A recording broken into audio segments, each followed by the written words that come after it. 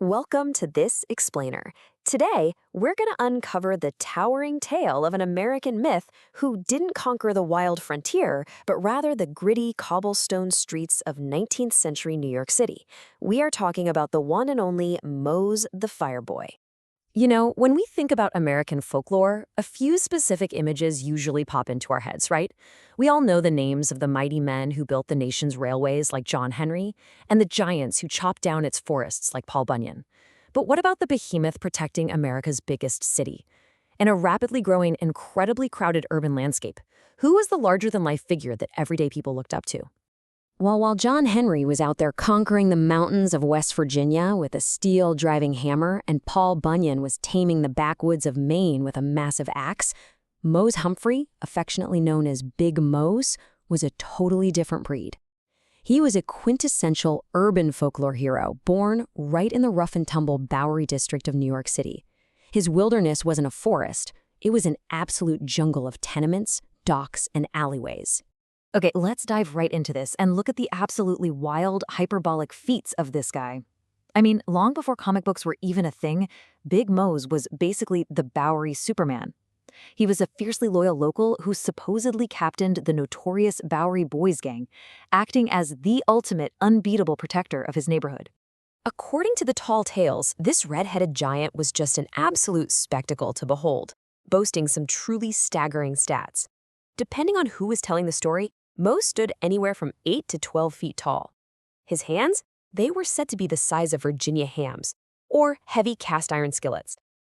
His laugh literally shook buildings like the roar of Niagara Falls. But get this, my absolute favorite detail.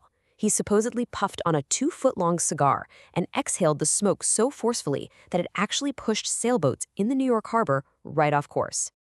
But look, despite his fearsome reputation as a gang brawler who regularly went toe-to-toe with rival groups like the Dead Rabbits or the Plug Uglies, Mose wasn't a villain. The legend insists he had a heart of pure gold. In fact, he was best known and deeply beloved as the city's bravest volunteer firefighter, leading his company and their engine, the Lady Washington. And just listen to some of the incredible things he was credited with. It brilliantly illustrates his mythic status. During terrible blazes, he would rescue babies by safely tucking them inside his giant 2-foot-wide stovepipe hat. If a horse-drawn trolley car blocked the path of his fire engine, he wouldn't even wait. He'd just lift the entire trolley right over his head and move it out of the way. In gang fights, he'd literally uproot mulberry and cherry trees to use as giant baseball bats. Yet, whenever grateful citizens thanked him for saving them from a burning building, he'd just humbly reply, "I'm just doing my duty." Now here's where it gets really fascinating. There's this stark contrast between the comic book superhero we've just been talking about and the actual historical man. Because unlike some folklore heroes who were just completely made up out of thin air, Big Mose was actually based on a very real person who walked the streets of New York. The real man was Mose Humphreys. Now, he was definitely an imposing local figure and a dedicated husband, but he was very much flesh and blood, not some immortal titan. He was a regular parishioner at St. Andrew's Church. During the day, he worked quietly as a printer for the New York Sun, or maybe a butcher, according to some historical records. And yes, he was absolutely a real captain of the Bowery Boys gang and a volunteer firefighter for Engine Company 40. To truly understand the real Mose, we have to understand the chaotic era of the Fire Boys. You see, in 19th century New York, firefighting wasn't an organized paid city department like it is today. Not at all. It was an incredibly competitive amateur enterprise. We're talking about 4,000 volunteers organized into hundreds of fiercely rivalrous companies. The gritty reality here is that these volunteer companies often engaged in out-and-out street brawls. When the fire alarm bells rang, companies would race each other to the scene at absolute breakneck speed. Why? To seize the closest available fire hydrant. Jockeying for that prime position meant they were often bottling rival companies with their fists just as fiercely as they were battling the actual flames. So inevitable as it is, the real Mose Humphreys eventually met his match in this brutal system. In 1838, our real-world hero was actually bested in a massive street brawl by a rival firefighter named Hen Renfraw, the champion of Engine No. 10, also known as the Old Wreath of Roses. After this humiliating defeat, Mose completely disappeared from New York. Rumors swirled. Did he go west to mine for gold, move to Honolulu to open a pool hall, or maybe even join the Pony Express? But here is the crazy part. While the flesh and blood man vanished, the legend absolutely exploded. Within just a decade of his disappearance, Mose leapt from the gritty streets of the Bowery straight to the bright lights of Broadway and the pages of best-selling dime novels. By 1848, a stage play called A Glance in New York featured the character of Mose, and famous writers like Ned Buntline started publishing wildly popular stories all about him. The character of Mose became a massive nationwide pop culture phenomenon. Actor Frank Chanfror famously portrayed him on stage, giving the character his iconic visual look. Mose even had a whole supporting cast, including a roguish sidekick named Sykesy and his tough Bowery girl, Liza. Soon, writers were sending the fictional Mose to ridiculous locations all over the globe, like China, where he would arrive in a new town, find a local tyrant, and just beat him up to save the day. Think about that for a second.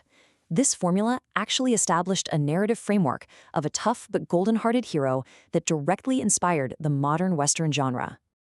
Well, all good things come to an end, right? Let's move on to the end of the volunteer fireboy era and see how this builds into the somber, somewhat poetic conclusion of Moss's physical legend, because those tall tales eventually had to reckon with the march of real-world progress. The story goes that one day, Big Mose responded to an alarm. He rushed out, pulling his beloved Lady Washington manual pumper with his immense strength, fully expecting to save the day. But when he finally arrived at the docks, he found the flames were already being efficiently doused by a modern, horse-drawn, steam-powered engine. This powerful new machine was an absolute game-changer. It only required 6 trained, paid professionals to operate it, instead of the 24 volunteers who normally had to work alongside Mose.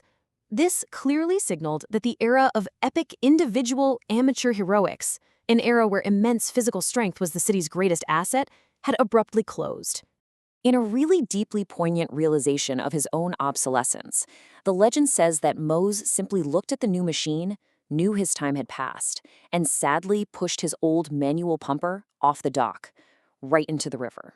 He then turned around and vanished forever into the crowd of spectators who had gathered to watch the professionals do their work. Yet, the memory of Mose refused to die. According to an old veteran storyteller from the days of the Fireboys, Mose never really left at all. He swore he still saw him sleeping in burned-out tenements and walking along the foggy wharfs. He famously declared, "You could say old Mose is the spirit of New York." That old storyteller even warned that if those shiny new machines ever decided to break down and the city fire alarm bells started to ring again, we'd better watch out because Mose would be there, grown to 20 feet tall. So, as we wrap up this explainer, I have to ask you, in a modern world so deeply, incredibly reliant on technology and automation, are there still towering figures among us, just waiting for the alarm bell to ring? Thanks for exploring the incredible legend of Big Mose with me today. Keep asking questions and keep learning.